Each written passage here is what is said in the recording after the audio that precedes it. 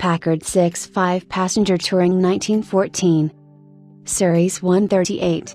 60 bhp, 415 cubic inches L-head inline 6-cylinder engine, rear-mounted 3-speed manual transmission, solid front axle with semi-elliptical leaf springs, liver ear axle with semi-elliptic leaf springs, and rear wheel mechanical brakes.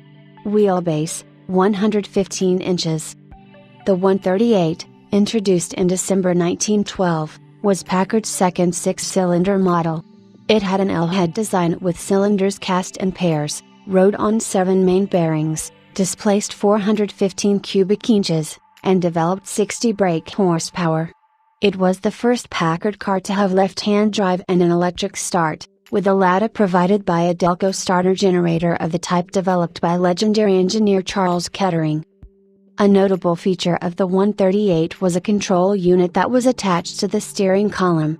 The unit was the brainchild of Chief Engineer Jesse Vincent, who would later be responsible for Packard's Twin Six and Liberty aircraft engine.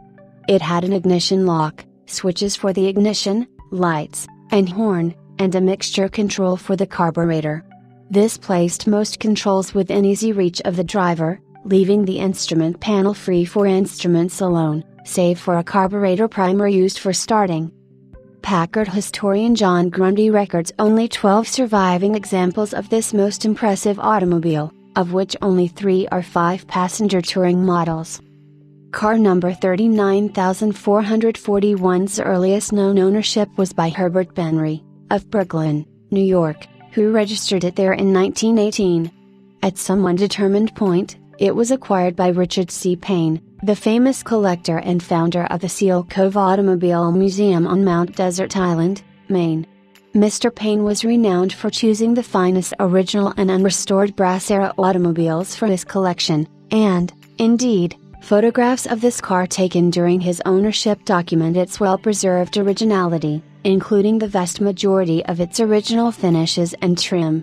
Unfortunately, records kept on the acquisitions for his collection are notoriously scant, so it is not known from whom he acquired the car. The Packard was traded by Mr. Payne in the late 1980s to another well-known collector, the late Matt Browning, of Ogden, Utah.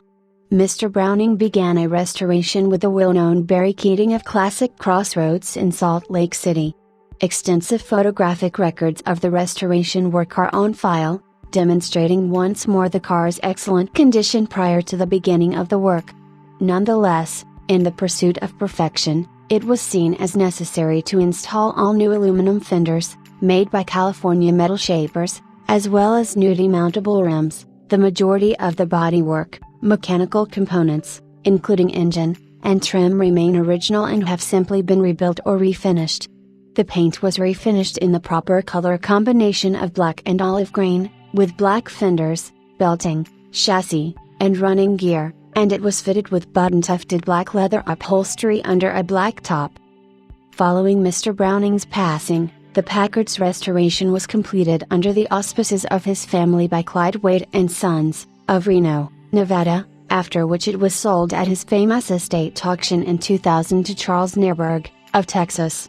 In Mr. Nearburg's ownership, the restoration was further extensively sorted and freshened by the famous California craftsman Bob Mosier, including additional mechanical work, such as repairing the transmission case, installing new gears, shafts, and bearings, and rebuilding the water pump, magneto, and carburetor, among other components.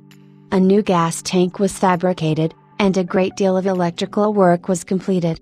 At the end of this painstaking and fully detailed work, the Packard was displayed at the 2010 Pebble Beach Concours d'Elegance, earning second in class, and then was driven on the Paso Robles Brass Car Tour. In 2013, the car was purchased by its present owners, in whose care it has continued to be very well maintained while also being exercised and enjoyed as it should be. It has covered thousands of very reliable touring miles, but its condition has been very much kept up in excellent order as well. In addition to the aforementioned restoration photographs and detailed receipts, it is also accompanied by reproductions of the catalog and manual for this model, as well as for other Packards of this vintage. An excellent and extremely authentic brass-air Packard, This wonderful car has benefited from inclusion in several prominent collections and from restoration and maintenance to the highest standard. It would be a superlative road car or showpiece in equal measure for its new owner.